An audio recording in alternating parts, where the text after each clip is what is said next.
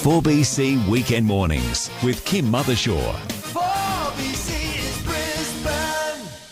And it's 27 to 11 with Kim Mothershaw filling in for Chris Adams. Now, Shane Bowering, I feel like I've worked with Shane any number of times before because I always hear him on 4BC. And the fact is, we've not worked before at all, Shane. First time, Kim, yeah, First absolutely. Time. But I feel as if I know you so well because you're part of the big 4BC Well, team. I've been around for a long time, I suppose, with Greg. And yeah, for sure. And yes, it's been many years. So the red tape busting business, is it alive and well, and do we need you still? Well, the way governments and councils are now, mate, and even Telstra and big corporations, I'm gathering that I'm never going to go away because there's always going to be a need for someone to stand up for the battlers. And, regulation and laws, consume our lives and make it difficult, unfortunately, for us to just go about our daily lives. Now, Shane, we've got a number of things to talk about, and if you've got an issue that you'd like to discuss with Shane, feel free to give us a call, 13 13 32. And Andrew, I believe you've got a question for Shane first up.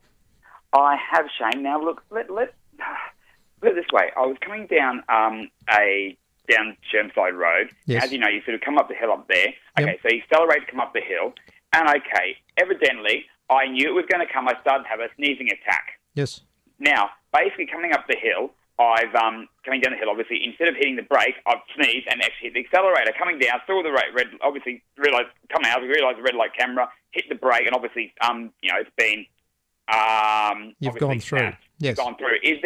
Now, some people have said to me there is a provision for that. Look, if you actually do sneeze, very, is that true? Very difficult, mate. You generally have to have, I would think, somebody to validate, somebody else in the car to say that this is what's happened, produce a statutory declaration, then you'd have to send it off to the police commissioner and see how you went. However, I think you'll still struggle because I had an elderly gentleman who hadn't had a fine for 25 years recently, and I said to him, look, send in a letter to the police commissioner's office and you'll probably get off because, you've been a great driver. Unfortunately, he got rejected. They basically said, no way, you've got to pay up, which I thought was a bit ludicrous. But anyway, that's up to the police commissioner. And the same in this situation. I think they're going to say basically bad luck. But look, you can only ask the question, but you'd have to have proof from somebody else I was in the the only car. one. I was the only one in the car. Yeah, no. Essentially, I would think that you'd be whistling Dixie, unfortunately, and you're going to have to pay. But look, I always say to people, if you think you've got a reasonable case, pose the question. You can only ask. It's going to cost you 35 cents for, or whatever it is. Hold on, 60 cents for a stamp. 35 cents, gee, that's a long time ago. And I think stamps have just gone up. 60 cents for a stamp. Could be 70. So what would you sort of say in it? Just say what happened? It just happened. You can only say what's happened. You can only be honest. I think you're going to get knocked back. But what it will do, that while you're asking the question, the fine will be on hold at that point in time until they get back to you. So it's like a force majeure sort of thing, really, in a way. Yeah, essentially. So look, I think you're not going to get anywhere with it. But look, might be worth the question. Yeah. Thanks for your call, Andrew. No problem. Thank you. Bye-bye. Good on you, mate. Thank you. I think the other problem that Andrew may have, Shane, is I always thought it was the old trick that you were supposed to try if you got caught for speeding. Oh, officer, I just happened to be sneezing at that time. And that's it. It's one of the oldest ones in the books. And look, and that's the sad part, because when people do have a legitimate instance like this, they're not going to take any notice. And, I'm pretty sure that won't get through. All right, 13 13 32, if you've got something you'd like Shane to discuss with Shane. Cecilia, good morning. Good morning, Shane. G'day, Cecilia. How are you? I'm well. I have a question, which is, my neighbour has a Queenslander, but he converted 3. It was 4 units. Yes. But he converted 3 into rooms, and he rented out just rooms. Yep. So like a boarding house, essentially. Yes, and now it's a boarding house. Yes. And also he developed underneath, add on 3 bedrooms, bathroom, kitchen. And I know that in the council's record, because I ran the council, and he hasn't submitted a plan. Well, look, if you've got concerns, then you need to... There's 2 avenues there. One is to complain to council and say to council, look, you believe that it's not approved construction, and get the council to come out and inspect. The other aspect would be the housing issue and the boarding house issue, which I'm pretty sure would be Minister for Housing would be responsible for that side of it.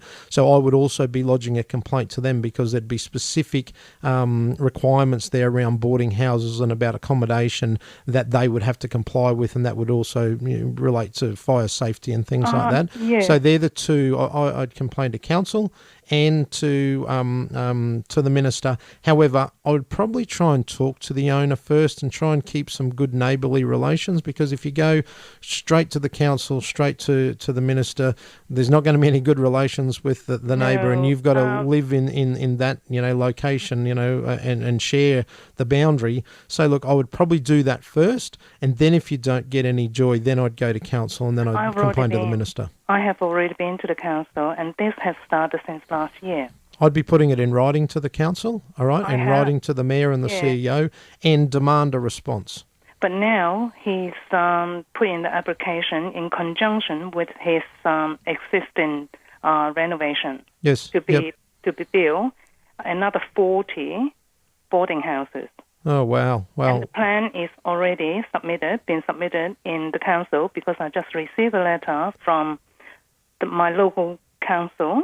Yep. You need to, if other residents in the street have got similar concerns, you need to get them on board as well. And as I said, also go to the minister as well, and make sure that whatever he's doing complies with legislation. Thanks for your call, Cecilia. We're red tape busting with Shane Bowering, and Maria's on the line. Good morning. G'day, how are you? Fine, and you? I've got a problem. Last year in April, I've paid in full a booking for a wedding chapel. Yes. To take place in August. Yep.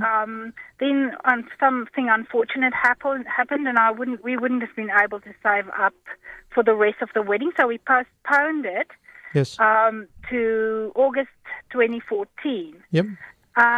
Well, things hasn't picked up, and then in December I notified them that, we don't know when the wedding. We were still planning the wedding. Okay. Yep. So unsure when it's going to be. So we're still planning it in August this year, but then I cancelled. So I gave them 8 months' notice for the cancellation. In other words. Yep. I've paid it in full, which is $1,050. The deposit. So you're after a refund.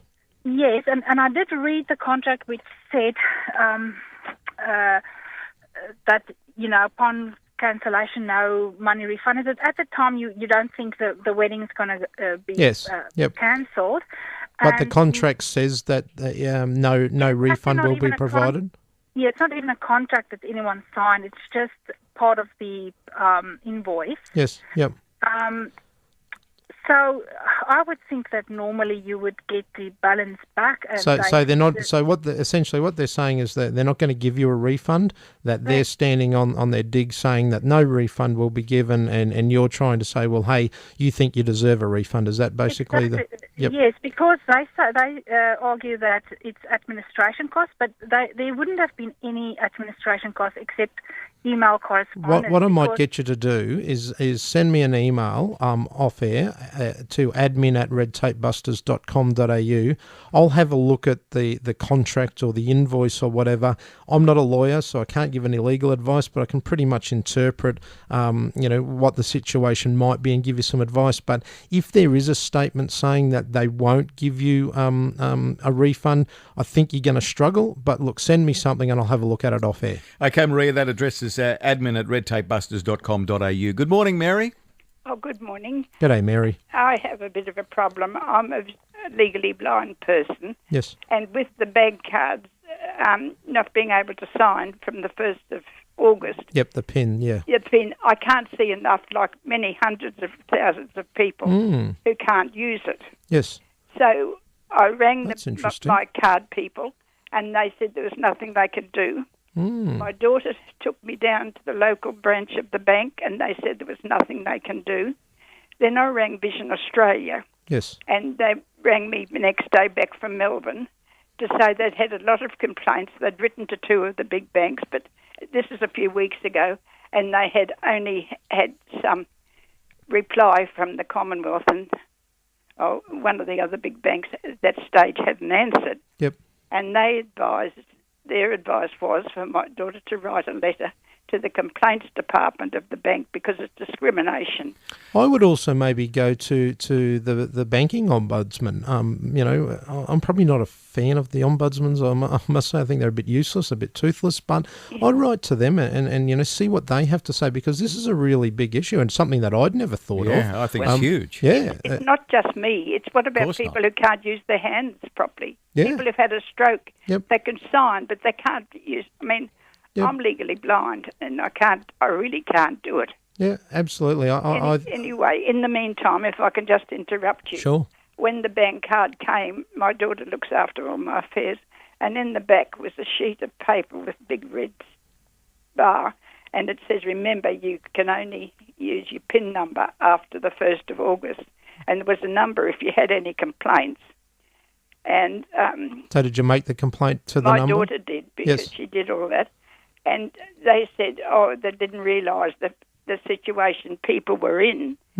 But they said that they were trying to do something where the signature could be retained. Yeah, let me do a bit of investigation over the next week. Would you like me to give Gina the number from the... Yeah, please, if you could, and I'll follow up. We don't have a name, it was just a number. And that's okay. They were trying to do this before August. And, it is discrimination against thousands and thousands of people. Well, let me see what I can do over the next week, and I'll do a bit of investigation and maybe come back next week. I'll tell you what, there's a good opportunity for a bank to get onto that and find something. There's a big problem. Isn't that unbelievable? Yeah. Like, you don't even think of anything. Like, I wouldn't have even thought of something like that as being an issue. And look, that is a major issue that banks are going to have to get their head around. We're red tape busting with Shane Bowering. It's 11:15 at News Talk 4BC.